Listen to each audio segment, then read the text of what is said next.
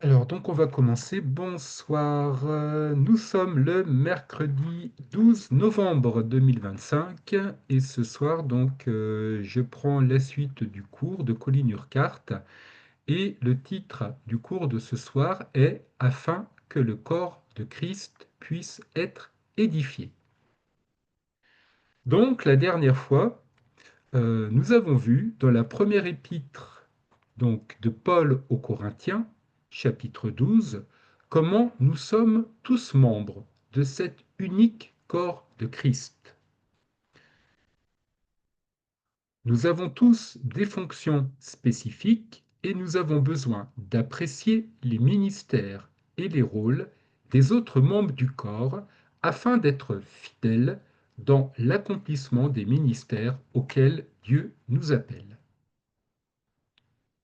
Nous avons vu aussi qu'il y a différents ministères: apôtres, prophètes, enseignants, ceux qui font des miracles, ceux qui ont des dons de guérison, ceux qui sont capables d'aider les autres, ceux qui ont des dons d'administration et ceux qui parlent en langue.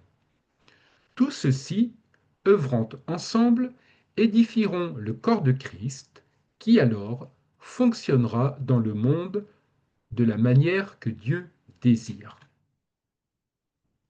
Dieu ne regarde pas uniquement son Église comme un système ecclésiastique avec des gens qui se réunissent chaque dimanche pour les offices dans des bâtiments.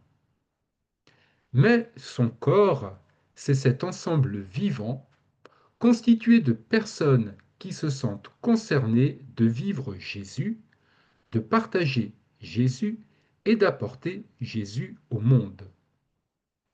Dieu parle de la diversité des ministères, Paul parle de la diversité des ministères dans le corps, tout en parlant de ces différents dons que Dieu donne par le Saint-Esprit. Chacun de ces ministères est un don de Dieu pour le corps, et nous sommes les dons les uns pour les autres. Dieu nous donne d'autres sortes de dons.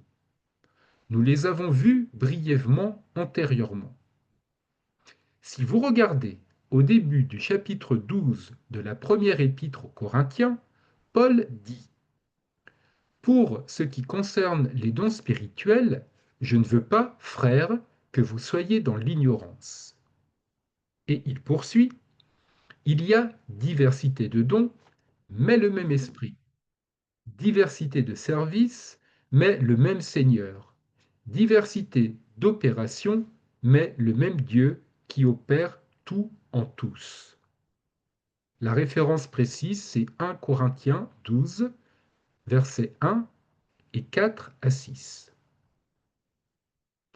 C'est le même Dieu qui travaille en vos frères et en vos sœurs en Christ, comme il travaille en vous par le même esprit, en vue de vous encourager, de vous édifier les uns les autres, pour travailler ensemble comme un seul peuple qui vit en Jésus-Christ.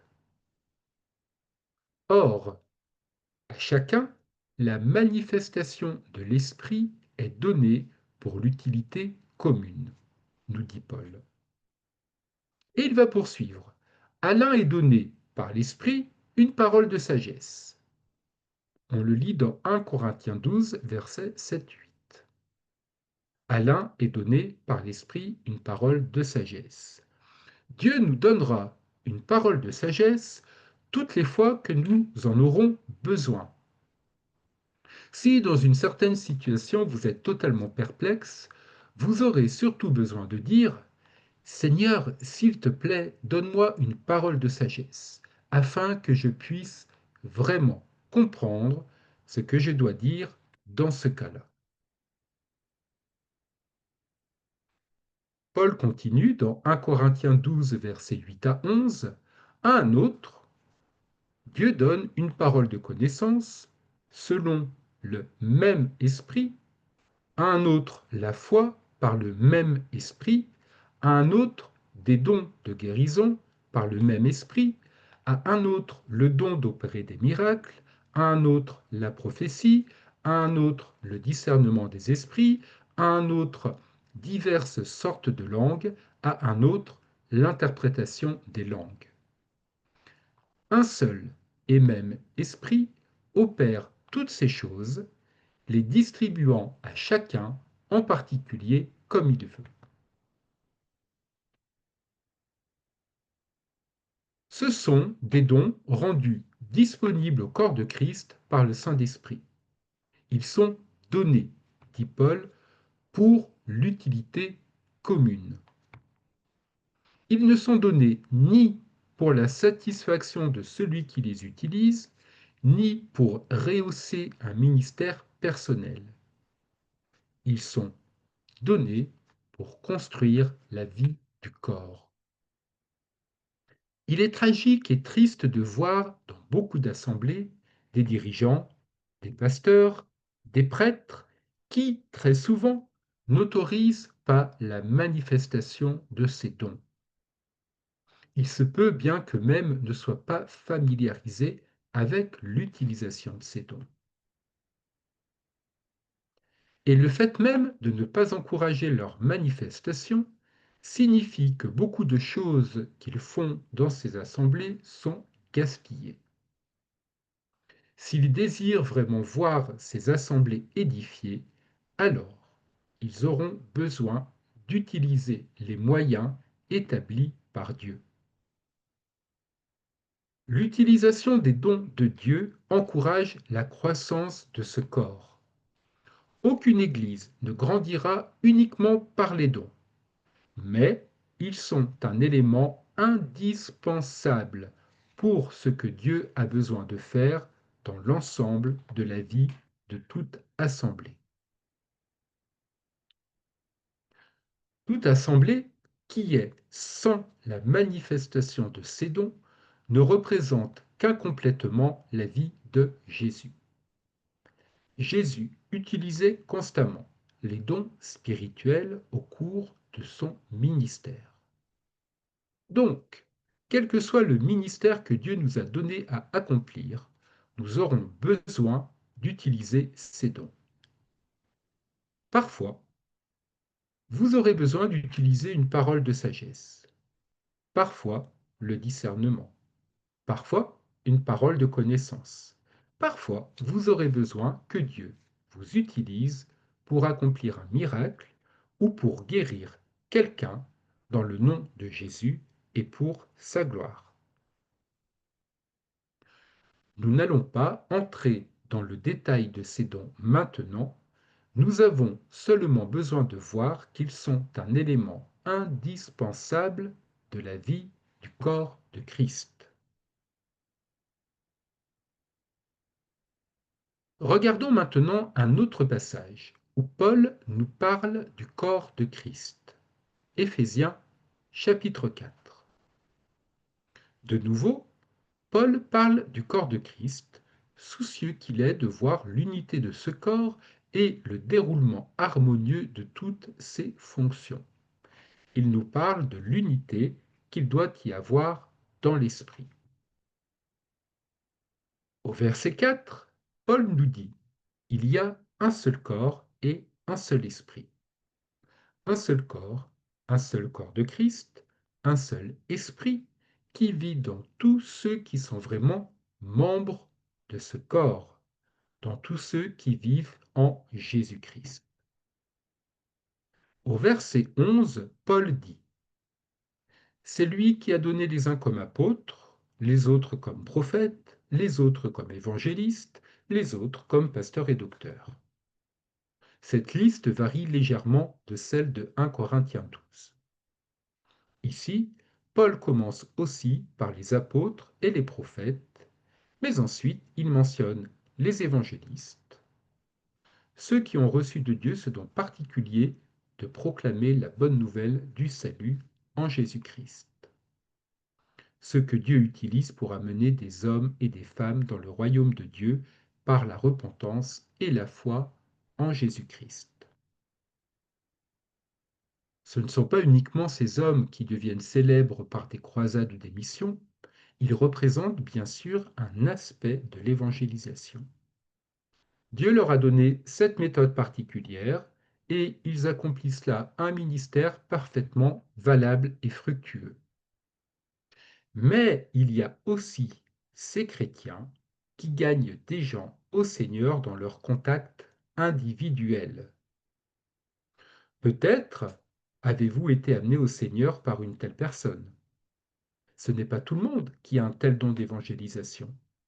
Nous sommes appelés à être des témoins, mais nous ne sommes pas tous appelés à être évangélistes dans ce sens. Certains ont ce don d'attirer les gens à Jésus. Vous remarquerez souvent que de tels évangélistes feraient de très mauvais pasteurs. Leur travail est d'amener des gens à Jésus. Mais par la suite, ils ne sont pas très doués pour les enseigner, les exhorter ou les discipliner. Ces fonctions sont réservées à d'autres dans le corps de Christ.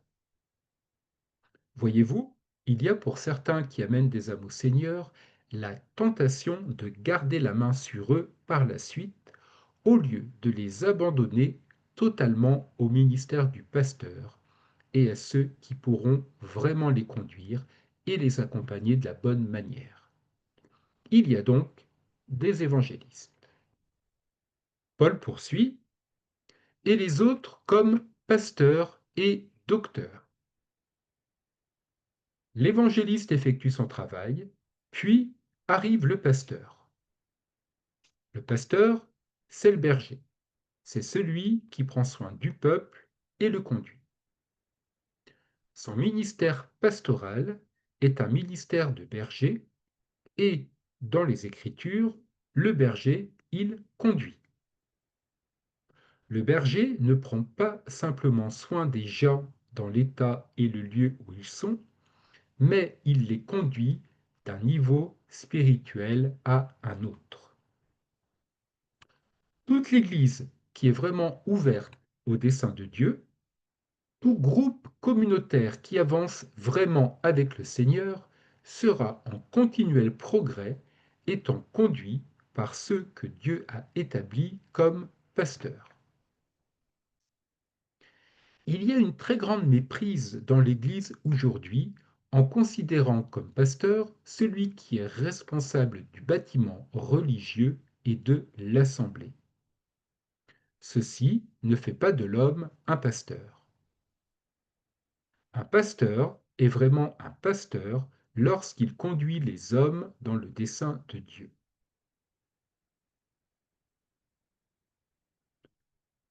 Il y a les docteurs. Docteur, donc, c'est la suite donc, de ce que Paul nous dit dans Éphésiens. Un ministère pastoral est souvent accompagné du ministère d'enseignement, mais pas toujours. En effet, certains pasteurs sont très bons pour conduire, encourager, traiter les problèmes et les difficultés, ordonner les différents ministères à l'intérieur du corps, mais ils ne sont pas de très bons professeurs. Alors, ils doivent ouvrir la voie à ceux que Dieu a oints de ce don d'enseignement. Très souvent, très souvent, nous réunissons tout ceci et nous disons, si vous êtes pasteur, vous devez enseigner, faire le sermon et prêcher. Vous êtes celui qui doit toujours avoir la parole. Eh bien, non. Nous voyons dans les Écritures, et très souvent dans la réalité, que Dieu a oint différentes personnes pour ces différentes fonctions. Paul nous le dit au verset 12, c'est lui, Dieu, qui a donné les uns comme apôtres, les autres comme prophètes, les autres comme évangélistes, les autres comme pasteurs et docteurs, pour le perfectionnement des saints.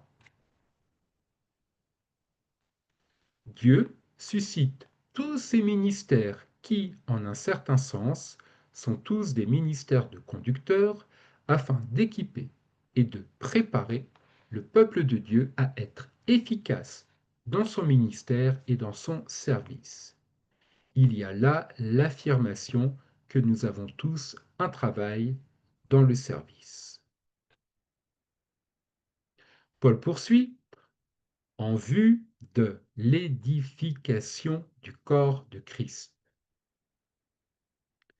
C'est pour cela que Dieu donne ces différents ministères, ces différents dons spirituels, pour édifier le corps.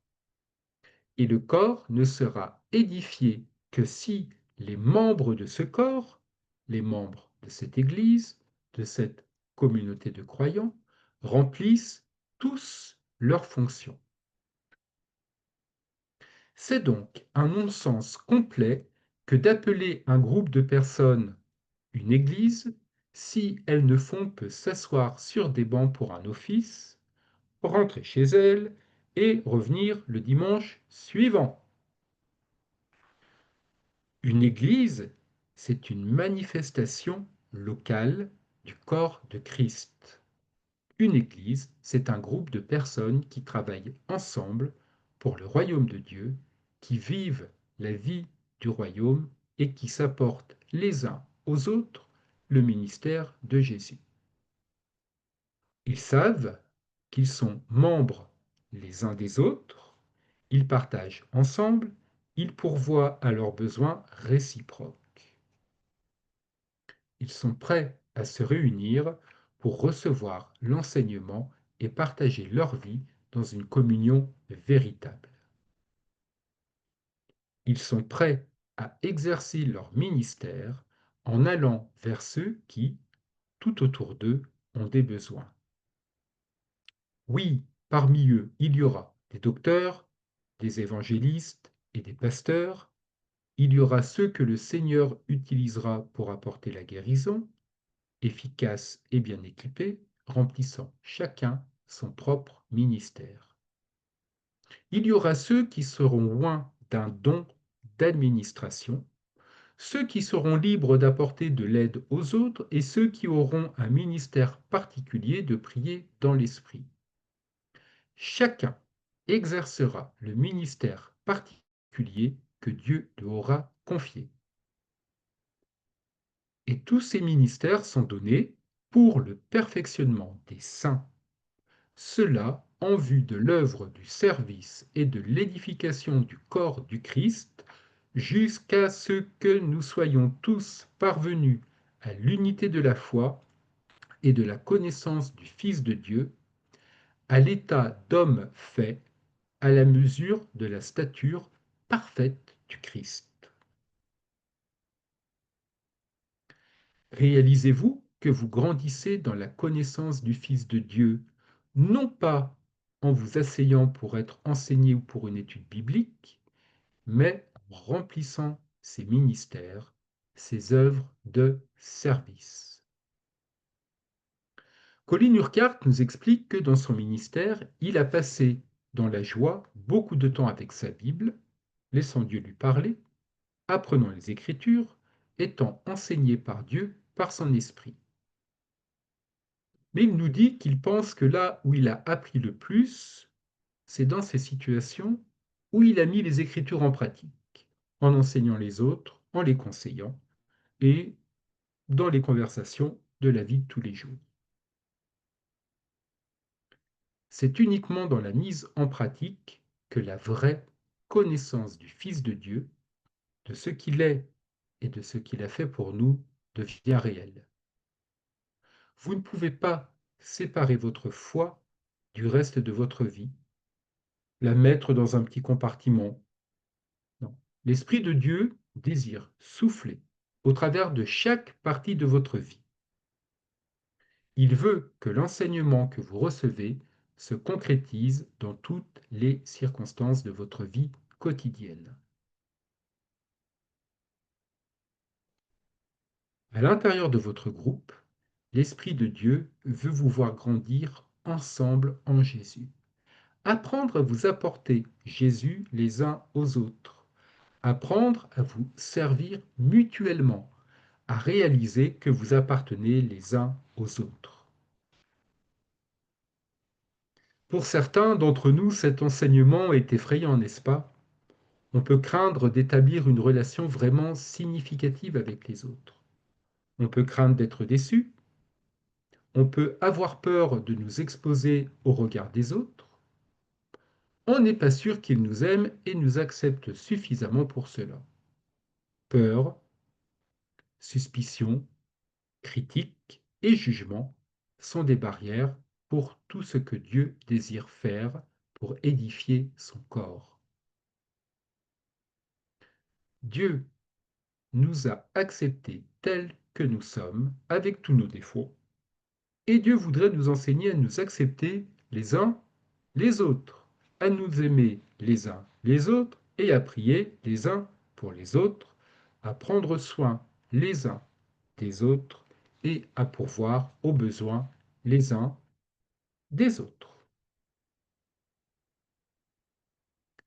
Rappelons ces paroles de Saint Jean, tirées de sa première épître, chapitre 3, verset 17.